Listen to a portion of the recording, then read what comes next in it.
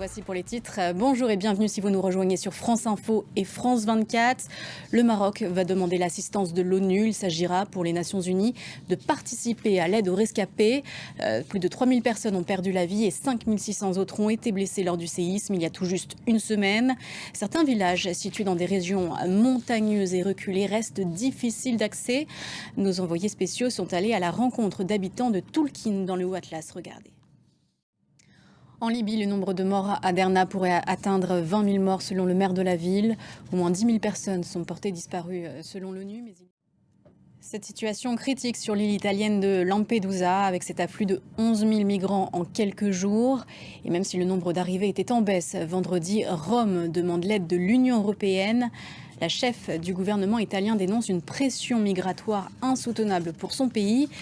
Giorgia Meloni implore la présidente de la Commission européenne, Ursula von der Leyen, de venir constater la situation. Récit de Serine Bay. Un ambassadeur pris en otage, ce sont les mots lâchés par Emmanuel Macron ce vendredi pour décrire la situation de Sylvain Ité, ambassadeur français au Niger. Verdict tombé pour les attentats de Bruxelles, attentat du 22 mars 2016 qui avait fait 32 morts. Aux États-Unis, il a mis sa menace à exécution. Le syndicat des ouvriers de l'automobile a lancé ce vendredi une grève historique. On revient sur cette affaire du baiser volé à la footballeuse espagnole. Les championnes du monde refusent de revenir jouer en sélection.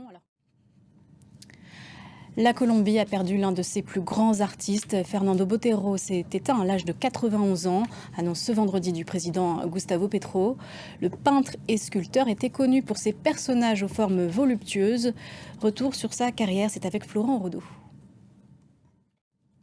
Et c'est la fin de ce journal. Merci de l'avoir suivi. Prochaine édition dans 15 minutes.